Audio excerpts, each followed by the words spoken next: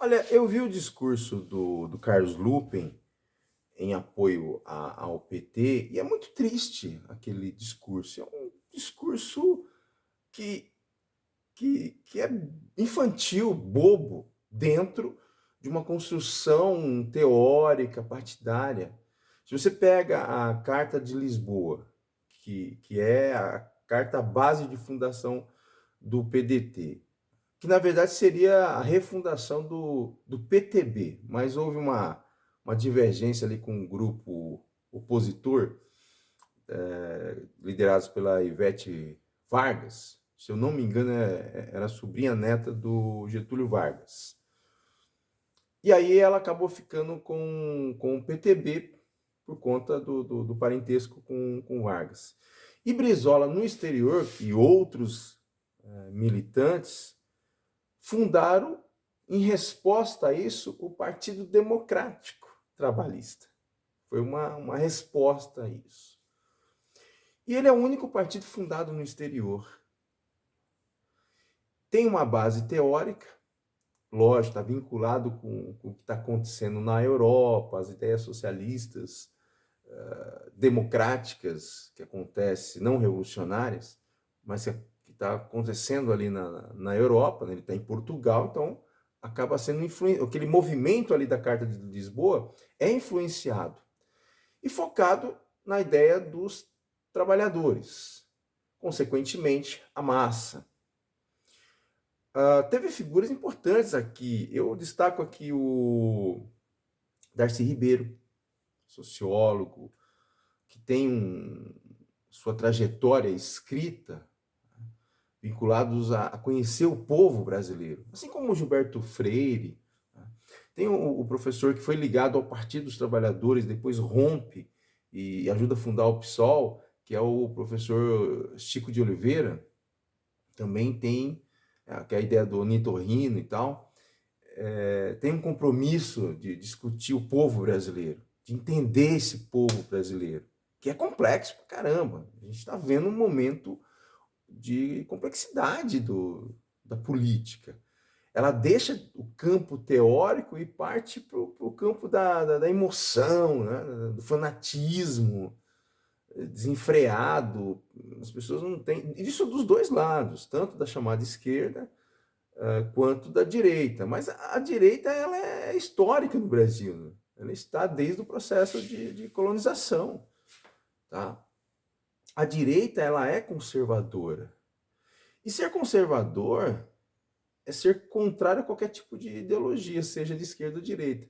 Então, essas pessoas que falam que são conservadoras hoje, elas não têm nada de conservadoras, elas não sabem nada sobre conservadorismo. Mais uma vez, o conservadorismo está ligado à elite, ele não está ligado às massas. Os partidos de massa, eles surgem justamente para contrapor essa ofensiva, essa onda, né, conservadora e tal. E Brizola vai ser o expoente.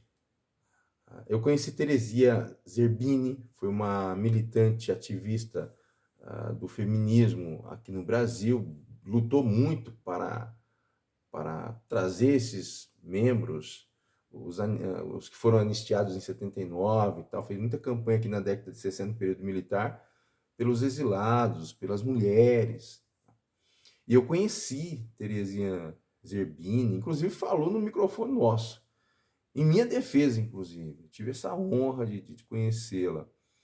Já idosa, mas com muita garra e tal. E aí você vê figuras como Carlos Lupen dar um discurso infantil daquele, quer dizer, o cara não tem compromisso nenhum, até porque ele não tem uma preparação ideológica. Ele fala hoje razoavelmente bem por conta todo esse período dentro da militância, do contato com Brizola e tal. Mas ele não tem nenhuma afinidade com o histórico do partido. Ele foi um cara que veio acidentalmente, veio pelo um capricho do Leonel Brizola, porque ninguém acreditava na vitória de Brizola no Rio de Janeiro. Tá? Ninguém. Tá? O próprio Lupe não acreditava. Até dava risada. Ah, que é isso e tal. E Brizola falou, se eu ganhar as eleições, eu volto aqui para te fazer o convite. Ah, nada, Brizola, não sei o quê. Ele era jornaleiro, né? Ele tinha uma banca de jornal próxima ali onde Brizola morava e tal. E Brizola ganha as eleições, contra todas as expectativas. O Brizola foi muito parecido com o Luiz Erundina, em 89, né? Também ninguém acreditava que Luiz Erundina iria vencer as eleições. E venceu. E o Brizola fez isso antes, né? O Brizola, ele vence as eleições e traz o Lupen. Mas antes de morrer, o Brizola já apontava que o caminho... Tem um discurso dele que ele fala o seguinte, que ele está vendo o partido ir para o buraco. Ele até tenta resgatar essa ideia de trabalhismo quando ele traz o sindicato da Força Sindical para dentro. Foi um erro grave ali, né? O Paulinho da Força não tinha nada a ver com o histórico do PDT, mas o Brizola traz para tentar ainda resgatar uma luta dos trabalhadores e tal. E aí o Brizola fala o seguinte, a minha ideia é fechar o partido e montar um movimento de libertação nacional. Isso não acontece, Brizola morre, e o Lupen, ele toma posse do partido. É até interessante analisar isso, porque é meio que um consenso dentro dos partidos de esquerda, essa ideia do reinado. Por isso que eu falo que não existe nenhum partido com bases no marxismo, porque essa ideia de monarquia, né, poder vitalício, não existe. E outra, quem tem que estar no comando são os operários. Então você questiona qualquer ideia que diz que existe um marxismo dentro desses partidos, até mesmo dentro do Partido Comunista Brasileiro, não existe isso. São presidentes vitalícios. Tá? Quando não são presidentes, são vices. Há uma rotatividade ali, né? Presidente e vice. E o Lupen é isso. Ele faz toda uma estratégia para sempre ser eleito. Quer dizer, usa a ideia de eleição, mas a eleição ela é manipulada. É o grupinho dele ali. Quem se opõe a ele é excluído. Eu estive dentro do PDT. Tentei o retorno agora. Também não... Por quê? Porque os caras falaram, esse cara não... Tá? Ele vai fazer um enfrentamento. É um cara que conhece a história de Brizola e tal. Né? É um brizolista. Né? Sim, porque o Brizola era nacionalista. Eu também sou nacionalista. Então a gente tem algumas coisas pontuais, vamos dizer assim. Então o problema do PDT é esse gaudilismo que já tinha com o próprio Brizola. O Brizola também carregava essa ideia de gaudilho. E agora com o Lupen. Essa votação ela é ruim por conta disso. Não pela essência do partido. Ah, eu tive 3% porque defendi isso, isso. Não, por conta de uma política errônea. E aí você vê o discursinho dele, 12 mais 1. Quer dizer, toda uma história do partido ele se resume. Porque temos que lutar contra... Porra, não tem nada a ver, cara. Nada a ver. Enfim, eu lamento. E mais uma vez, o problema do PDT, do PT... Você vê que o PT rejuvenescendo, ele não trabalha essa tese.